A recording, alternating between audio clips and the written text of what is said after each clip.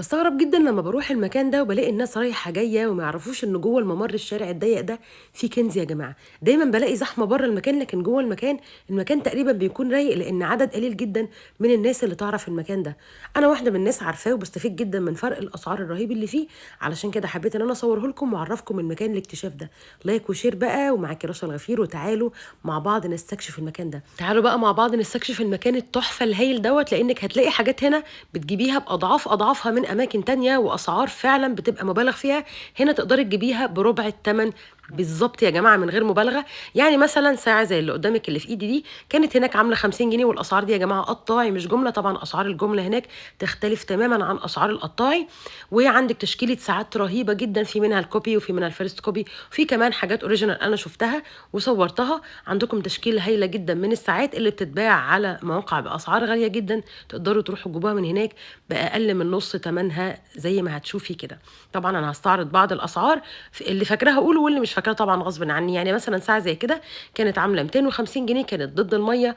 وكان التحدي بتاعهم إن اللي ياخد ساعة زي كده والمَيّة تدخل فيها يجيبوها وياخدوا واحدة قصادها فورًا. في تشكيلة ساعات أنا جِبت منها كمان لابني،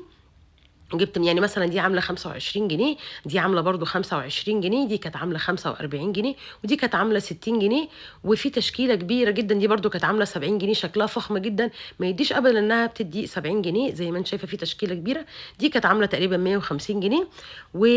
في حاجات حلوة أوي، في كمان ساعة زي كده دي كانت عاملة برضه 50 جنيه. بأكد تاني إن الأسعار دي قطاعي مش جملة، الجملة ليها أسعار تانية خالص، يعني مثلًا الساعة دي برضه كانت عاملة 60 جنيه، أمّا الساعة دي بقى كانت مفاجأة لإنها عاملة 35 جنيه يا جماعة، والله السعر بتاعها مضحك شوية، عاملة 35 جنيه، أمّا دي بقى غالية شوية لإن أنا رُحت محل تاني بيبيع الحاجات الoriginal والfirst copy زي اللي عدِّت دي كده كانت أوميجا كانت عاملة 800 جنيه، أمّا الرولكس اللي قدامكم دي الfirst copy بتاعتها كانت عاملة 1500 جنيه، وفي تشكيلة هايلة جدًا من الساعات الhigh brand زي مثلًا الكلفن كلاين دي بتتباع أونلاين ب5000 جنيه، هناك ب3800 جنيه، يعني أكتر من 1200 جنيه فرق.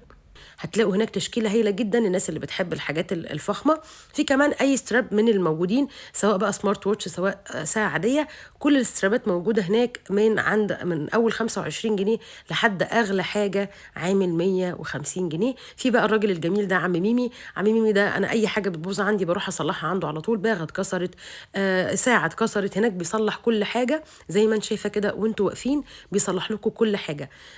طبعًا هناك عنده الباغات على حسب المقاس، ولو المقاس جه كبير شوية بياكلوا على الحجر اللي قدامكم ده وبيعملوا لي الحاجة وأنتم واقفين. بعد ما خلصت جولتي في المكان رُحت بقى للحاجة اللي أنا كنت رايحة لها أساسًا وهي النضارات، أنا كنت رايحة علشان أجيب نضارة ليّا وقُلت أصور لكم المكان اللي أنا باجيب منه النضارات. أحلى حاجة في المكان ده يا جماعة الأسعار حلوة جدًا وفي متناول إيد أي حد وما فيش أسعار مُبالغ فيها زي معظم المحلات، يعني أغلى نضارة هنا كانت عاملة تقريبًا 350 جنيه، الفريم ده كان عامل 125 جنيه، والميزة اللي موجودة هناك واللي مش موجودة في معظم المحلات ده كان عامل 100 جنيه بيفتح 180 درجة، وده برضه كان عامل 100 جنيه.